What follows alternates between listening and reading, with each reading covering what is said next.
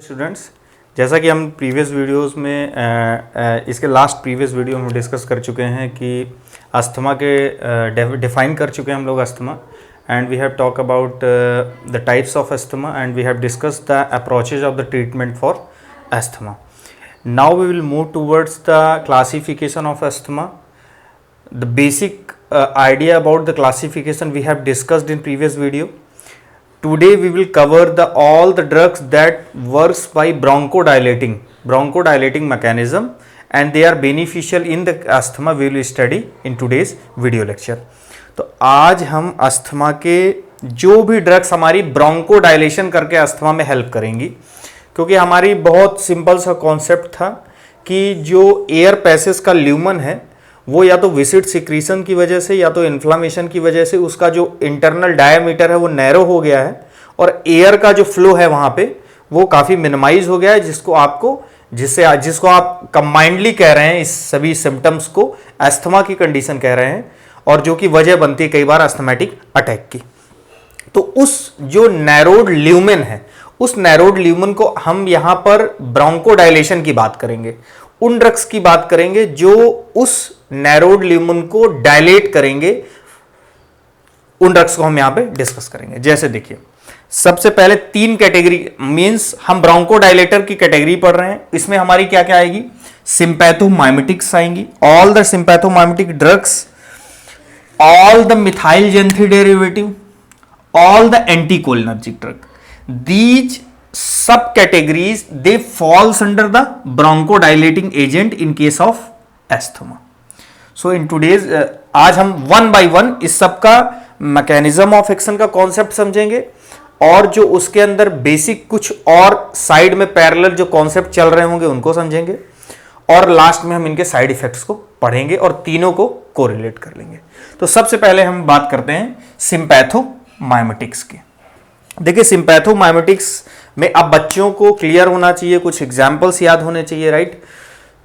Like सॉल्ब्यूटामॉल है, टर्ब्यूट्रेलिन है, साल्मेट्रॉल है, फार्मेट्रॉल है. तो वो क्लासिफिकेशन रटने का काम एक अलग कॉन्सेप्ट है. तो देखिए ये किस तरीके से ब्रोंकोडाइलेटिंग मैकेनिज्म करती है, इसकी मॉलिक्यूलर मैकेनिज्म क्या है. नॉर्मली हम देखते हैं कि जो ये ब्रोंकोडाइलेशन है, right, in the inflammatory cell smooth muscle cell of the bronchioles, where there is a narrowing of lumen, there will be presence of ATP, and that ATP converted into cyclic AMP with the help of adenylyl cyclase. Adenylyl cyclase convert ATP into cyclic AMP, and that cyclic AMP along with the help of enzyme phosphodiesterases converted into adenosine monophosphate, means AMP.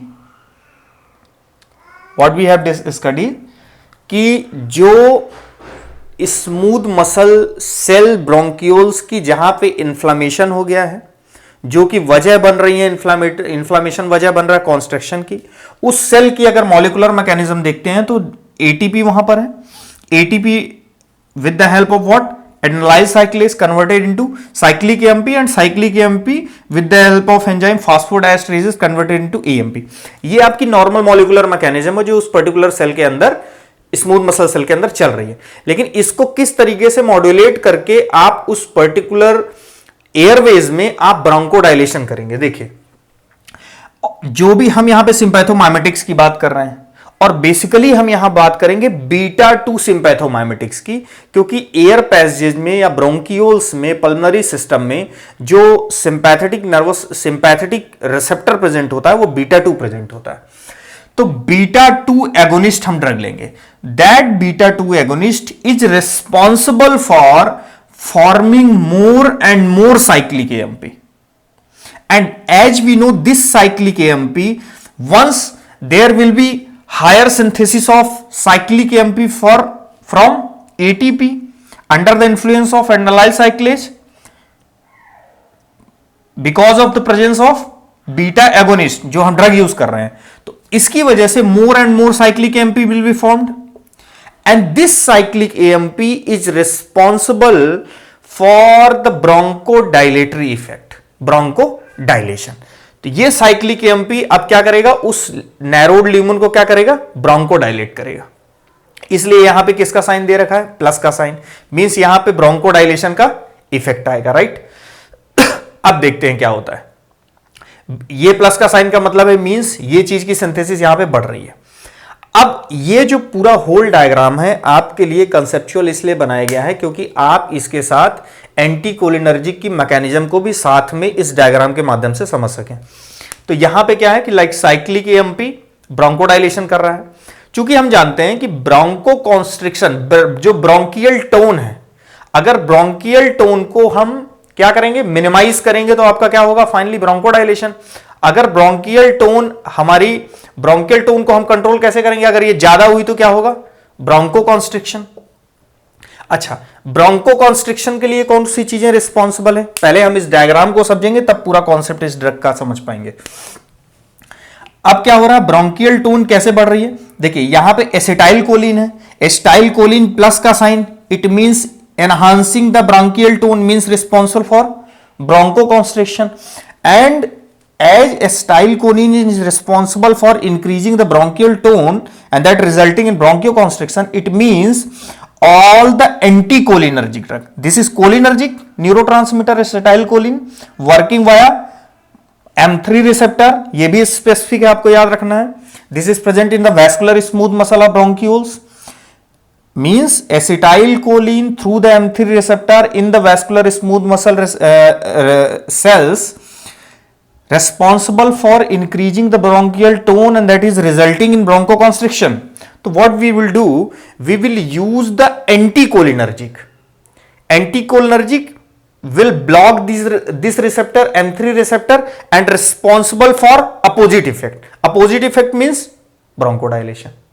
Because now the bronchial tone will be minimized and the ultimate result will be bronchodilation. So आपका इस diagram में दो चीजें cover हैं, how the sympathomimetic perform molecular mechanism for performing bronchodilation and as well as anticholinergic how will perform the ब्रोंकोडाइलेशन।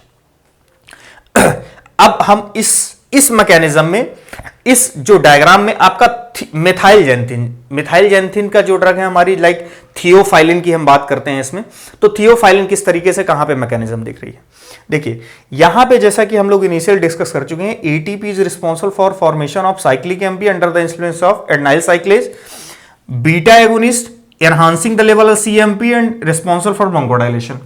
But once the cyclic AMP formed, parallelly there will be the conversion of cyclic AMP into adenosine monophosphate AMP with the help of what, phosphodiesterases.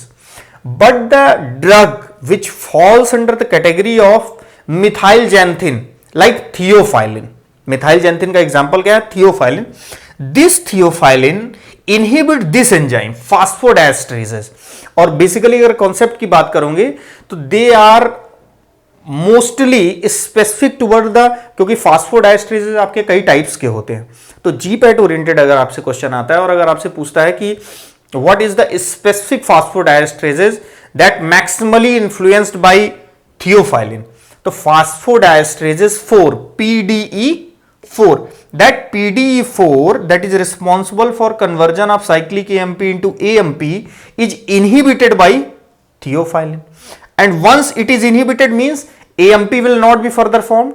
AMP will not be further formed, it means there will be increased level of cyclic AMP in blood or in that particular cell. So increased level of cyclic AMP in that particular cell, as we have earlier discussed, responsible for bronchodilation. So theophylline means, now we will summarize all the mechanism of molecular mechanism of sympathomimetic, methylxanthine and anticholinergic, right? Sympathomimetics performing their action by enhancing the level of cyclic AMP, direct bronchodilation. How does the anticholinergic work? Anticholinergic inhibiting the M3 receptor and thereby decreasing the bronchial tone and thereby responsible for bronchodilation. What is the mechanism of, right, methylxanthine? Methylxanthine, once the cyclic AMP will be formed, this will be converted into AMP with the help of phosphodiesterases, and this theophylline inhibit this phosphodiesterases means there will not be the conversion of CMP into AMP. CMP level will become high and there will be result in bronchodilation. So this is the molecular mechanism. You all have to know about this diagram, right? ये आपका इतना concept ये clear है, किस तरीके से ये responsible है। अब देखिए, कई बार तो ये होता है कि मॉलिक्यूलर मैकेनिज्म को बी फार्मेसी लेवल पे इतना अगर आप कॉपी में लिख देते हैं तो आपके लिए वो मोर देन सफिशिएंट है। लेकिन चूंकि हम यहाँ पे आपको सिर्फ उस पर्टिकुलर एग्जामिनेशन के पॉइंट ऑफ व्यू से नहीं समझाना चाह रहे हैं लेक्चर को, तो हम कुछ एडिशनली जो बातें हैं, जो कोर कंसेप्ट है इसमें सिंपैथोमाइमेटिक या मेथाइलजेंथिन या एंटीकोलिनर्जिक में अस्थमा को लेके, उसको भी हम लोग यहां पे डिस्कस करेंगे। Like cyclic AMP is not only responsible for bronchodilation. This also responsible for decreasing the level of mediators that are responsible for making the more and more viscid secretion and the formation of cough. ये cyclic AMP उन mediators को भी inhibit करता है। Like मैं बात करूं अगर मास्ट सेल में, तो मास्ट सेल में हिस्टामिन को रिलीज को कम करता है, क्योंकि हिस्टामिन कहीं ना कहीं सेकेंडरी मीडिएटर है और वो अस्थमा के सिम्पटम को एग्रवेट करेगा, बढ़ाएगा। तो साइक्लिक एएमपी पैरेलली दो तरीके से वर्क कर रहा है, एक तो डायरेक्ट ब्रोंकोडायलेशन इफेक्ट दे रहा है और दूसरा उस मीडिएटर्स जो मास्ट सेल की अगर बात करें तो हिस्टामिन के रिलीज को कम कर रहा है। इसीलिए पॉइंट यहां पे है, increase level of cyclic AMP in mast cell and inflammatory cell. ये क्या कर देता है, decrease level of secondary mediators. और आप सेकेंडरी मीडिएटर्स का, जैसे कि हमने अप्रोचेज ऑफ द ट्रीटमेंट में पढ़ा था कि सेकेंडरी मीडिएटर किस तरीके से अस्थमा के सिम्टम को एग्रवेट करते हैं, बढ़ाते हैं। तो अगर आप सेकेंडरी मीडिएटर को भी कंट्रोल करते हैं तो आपके लिए अस्थमा के लिए ट्रीटमेंट के लिए एक प्लस पॉइंट है। तो आपको यह भी साथ ही साथ जानना होगा कि ये साइक्लिक एएमपी सेकेंडरी मीडिएटर के लेवल को भी कम करता है। अब अगर हम वन बाय वन ड्रग की बात करते हैं तो प्रैक्टिकली सारी ड्रग की बात करना और बच्चों का बी फार्मेसी लेवल पे मेरे जो लेक्चर का जो पॉइंट है, जो कि मैं बच्चों को समझाना चाहता हूं, वहां पे उतना करेक्ट नहीं होगा कि मैं सारी ड्रग को one by one detail discuss करता जाऊं। तो मैं किसी एक क्लास की पर्टिकुलर एक ड्रग को लूंगा और उससे कोरिलेट करके आपको कई चीजें मैक्सिमली समझा दूंगा, ताकि आपका एक कॉन्सेप्ट बन जाए, उसके बाद आप उसको खुद से भी देख सकते हैं। लाइक हम बात करेंगे सिंपैथोमाइमेटिक में एक ड्रग एग्जांपल लाइक सॉल्ब्यूटामॉल की। सॉल्ब्यूटामॉल की अगर हम बात करें, देखिए सॉल्ब्यूटामॉल का अपने आप में क्या है कि ये सबसे पहले अंडर 5 मिनट आपका एक्ट करने देगी। अगर आप इसको मीटर्ड मतलब प्रेशराइज्ड फॉर्म में लेते हैं, इनहेलर के फॉर्म में, तो 5 मिनट के अंदर सॉल्ब्यूटामॉल अपना एक्शन देने लगती है और लगभग ये देती है कितनी देर के लिए, 2 से 4 घंटे के लिए। सॉल्ब्यूटामॉल अगर आप इनहेलर के फॉर्म में लेते हैं, एरोसोल जो लेते हैं, तो उसमें आपका 5 मिनट के अंदर लगभग 2 से 4 घंटे के लिए काम करना स्टार्ट करेगी। तो इस पॉइंट से आपने क्या समझा कि सॉल्ब्यूटामॉल को हम, अगर ये बहुत जल्दी काम कर रही है और 2 से 4 घंटे के लिए काम कर रही है, तो इसको हम क्या कर सकते हैं, use to abort the asthmatic attack. इसको एस्थमेटिक अटैक को कंट्रोल करने में भी हम सॉल्ब्यूटामॉल का यूज कर सकते हैं, क्योंकि इसका जो ऑनसेट ऑफ एक्शन है वो बहुत ज्यादा फास्ट है। तो use to abort onset of asthmatic attack, ये आपका मेन पॉइंट है सॉल्ब्यूटामॉल को लेके। अगर हम साइड इफेक्ट की बात करें तो मसल ट्रिमर इसका डोज डिपेंडेंट साइड इफेक्ट है, जो कि जीपैट में कई बार पूछा गया है। पाल्पिटेशन, एंजाइटी और एडेमा इसके साइड इफेक्ट हैं। देखिए, जब हम किसी ड्रग का साइड इफेक्ट बहुत ज्यादा हो, किसी भी क्लास की ड्रग का अगर हम साइड इफेक्ट पढ़ते हैं और उसका साइड इफेक्ट बहुत ज्यादा हो, तो कभी हम उसको first category of the choice में नहीं रखते। सेम उसी तरीके से, चूंकि इनका साइड इफेक्ट ज्यादा है, तो because more frequent side effect है इनका, किसका, सिंपैथोमाइमेटिक्स का। एक एग्जांपल हम यहां पे सॉल्ब्यूटामॉल ले रहे हैं, लेकिन अब हम बात कर रहे हैं सिंपैथोमाइमेटिक की। तो सिंपैथोमाइमेटिक का ओवरऑल साइड इफेक्ट क्या है, बहुत ज्यादा है। और सिंपैथो एक जो स्पेशल कैरेक्टरिस्टिक होती है एक डिसेंसिटाइजेशन की बीटा 2 रिसेप्टर में। तो बीटा 2 रिसेप्टर क्या हो जाते हैं कि ज्यादा से ज्यादा अगर ड्रग उस पर आके बाइंड हो रही है तो वो डिसेंसिटाइज हो जाते हैं। डिसेंसिटाइजेशन का मतलब होता है कि अगर लेट सपोज ये सरफेस है और इस सरफेस पे यहां पे रिसेप्टर है और ये डिसेंसिटाइज हो गए हैं, इट मींस ये रिसेप्टर उस पर्टिकुलर एजेंट के लिए अपना रिस्पॉन्स नहीं देंगे। तो अगर ये रिस्पॉन्स नहीं देंगे तो उस पर्टिकुलर फिर हार्मोन का या ड्रग का कोई मीनिंग रह नहीं जाता। जो कि होता है किस केस में, बीटा 2 सिंपैथोमाइमेटिक के केस में। तो एक तो इनका साइड इफेक्ट ज्यादा है और दूसरा ये डिसेंसिटाइजेशन की मैकेनिज्म दे रहे हैं ऑन लॉन्ग टर्म।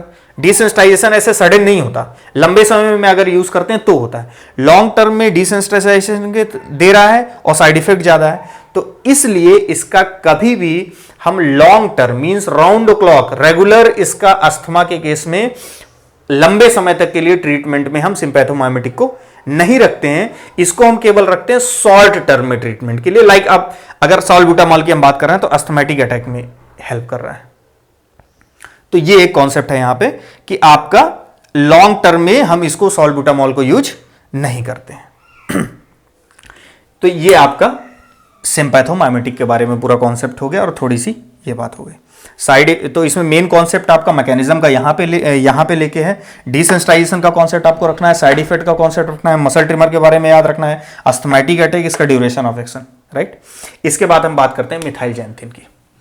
मिथाइलजैंथिन भी फर्स्ट चॉइस ऑफ एस्थमा नहीं है, जबकि ये ज्यादातर सीओपीडी में यूज होती है। सीओपीडी हम नेक्स्ट वीडियो लेक्चर में, कमिंग वीडियो लेक्चर में कवर करेंगे। क्रॉनिक ऑब्स्ट्रक्टिव पल्मोनरी डिजीज तो सीओपीडी के लिए बल्कि वाइडली यूज होती है, लेकिन अस्थमा में भी यूज होती है, लेकिन फर्स्ट चॉइस नहीं है। मिथाइलजैंथिन की अगर हम बात करते हैं तो मिथाइलजैंथिन में इसका जो मैकेनिज्म ऑफ एक्शन है यहां पे तो ये क्लियर है। अच्छा, यहां पे थियोफाइलिन का क्या समझ में आ रहा है, मिथाइलजैंथिन का जो कि एग्जांपल है कि फॉस्फोडाइस्ट्रेज को हेल्प कर रहा है, लेकिन ये इसकी और मैकेनिज्म है, ये अपनी 3 मैकेनिज्म देता है। तो देखिए इसमें कॉन्सेप्ट बच्चों को समझना है। पहला एक क्या करता है, थियोफाइलिन या मिथाइलजैंथिन कैटेगरी की जो ड्रग हैं वो रिलीज ऑफ कैल्शियम को बढ़ाती हैं, किससे, सार्कोप्लाज्मिक रेटिकुलम से और कार्डियक मायोसाइट से। अब ये किस तरीके से अस्थमा में इसका रोल है, क्या है, वो अभी डिस्कस करते हैं। Number 1, release, they will increase the release of calcium from sarcoplasmic reticulum और cardiac myocyte, first action. In second action, as we know the ATP and or GTP is converted into ATP with the help of adenyl cyclase converted into cyclic AMP, and cyclic AMP under the influence of phosphodiesterase converted into 5-AMP, same mechanism, same। अगर GTP की बात करें cyclic GMP और 5-GMP। तो overall ये जो steps हैं यहां पे थियोफाइलिन कहां पे एक्ट कर रहा है, इस फॉस्फोडाइस्ट्रेज को इनहिबिट कर रहा है, साइक्लिक एमपी को बढ़ा रहा है, सेम यही बात हम लोग कर रहे हैं। तो ये आपका तो क्लियर है ऑलरेडी। एक साथ में मैकेनिज्म क्या देता है, blockage of adenosine receptor in central nervous system and cardiovascular system. Means जो आपका मिथाइलजैंथिन है वो 3 तरीके से एक्ट कर रहा है, bye enhancing the release of calcium from sarcoplasmic reticulum and cardiac myocyte. Second, it is working by inhibiting the phosphodiesterase and increasing the level of cyclic AMP. Third, it works by performing the blockage of adenosine receptor. तो अब इसमें concept क्या है, जैसे mechanism तो आपकी clear हो गई कि इस तरीके से मैकेनिज्म देता है। इसमें कॉन्सेप्ट यह है कि पहली लाइन जो हम बोल चुके हैं कि फर्स्ट लाइन ड्रग नहीं है बट एक्सटेंसिवली ज्यादातर ये यूज होती है, राइट। दूसरा हम बात करते हैं फॉस्फोडाइस्ट्रेज 4 की, हमें डिस्कस कर चुके हैं कि PDE4 में जो स्पेसिफिक है वो PDE4 होता है, क्योंकि PDE अपने आप में कई टाइप का होता है। अच्छा, ये रेंज रेट रखी है, जो भी मिथाइलजैंथिन या थियोफाइलिन ड्रग्स हैं उनकी जो मार्जिन ऑफ सेफ्टी होती है वो बहुत ही कम होती है। मींस उनकी जो थेराप्यूटिक रेंज होती है वो मिनिमम होती है। उन ड्रग्स को अगर थेराप्यूटिक रेंज के हम ऊपर ले जाते हैं तो बहुत ही इंटेंसली अपना एडवर्स इफेक्ट देती हैं। तो इसलिए हमको ये ध्यान रखना पड़ेगा कि चूंकि हम लोग को ये पता है कि जो भी थियोफाइलिन कैटेगरी के ड्रग्स हैं उनका क्या है, मार्जिन ऑफ सेफ्टी बहुत नैरो है। तो इनका मार्जिन ऑफ सेफ्टी बहुत नैरो है, तो इनका जो थेराप्यूटिक रेंज है वो अप्रॉक्सीमेटली है कितना, 5 से 20 माइक्रोग्राम पर ml। इनका थेराप्यूटिक रेंज है 5 से 20 माइक्रोग्राम पर ml।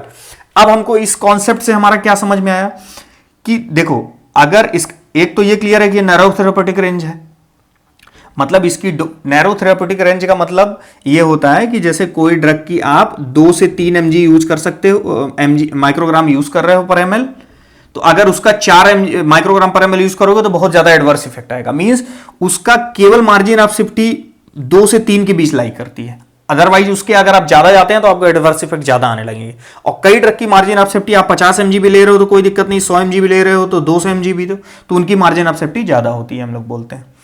तो ये आपका कॉन्सेप्ट क्लियर, ठीक है। नैरो थेराप्यूटिक इंडेक्स होता है 5 से 20 माइक्रोग्राम पर ml होता है फॉस्फोडाइस्ट्रेज 4। अब देखिए जो जो एक्शन, 3 एक्शन है, जो एक्शन नंबर 1 है वो कब आता है? जब आपका थेराप्यूटिक प्लाज्मा कंसंट्रेशन से ज्यादा हो, जब उसकी डोज थेराप्यूटिक प्लाज्मा कंसंट्रेशन जो कि वी हैव डिस्कस 5 से 20 माइक्रोग्राम पर एमएल, अगर उसकी डोज हम ज्यादा दे रहे हैं तब आपको ये वाले इफेक्ट आएंगे। और बट ऑब्वियस सी बात है, हमको इस इफेक्ट से हार्ट में ज्यादा लेना देना नहीं है सार्कोप्लाज्मा रेट। और वैसे भी हम थेराप्यूटिक रेंज से ऊपर क्यों ले जाएंगे? क्योंकि जबकि ड्रग की मार्जिन ऑफ सेफ्टी ही बहुत कम है, तो हम ज्यादातर केसेस में उसको कहां पे रखेंगे?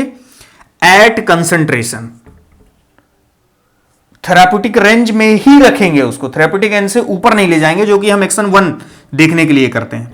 एक्शन 1 तब आएगा जब आपकी ड्रग को थेराप्यूटिक रेंज से ज्यादा रखा जाएगा, नंबर 1 कॉन्सेप्ट। नंबर 2, एक्शन 2 और एक्शन 3, ये एक्शन और ये एक्शन, ये तब आएंगे जब आपकी ड्रग थेराप्यूटिक रेंज में हो, और थेराप्यूटिक रेंज में जब होगी तब वो यहां पे क्या देगी? डायरेक्ट ब्रोंकोडाइलेशन। इस मैकेनिज्म से ब्रोंकोडाइलेशन दे रही है साइक्लिक एमपी बढ़ा के, और इस मैकेनिज्म से भी वो ब्रोंकोडाइलेशन देती है, क्योंकि एडिनोसिन जो सेकेंडरी मीडिएटर होता है ये ज्यादातर स्मूथ मसल कॉन्ट्रैक्शन के लिए रिस्पॉन्सिबल होता है, राइट?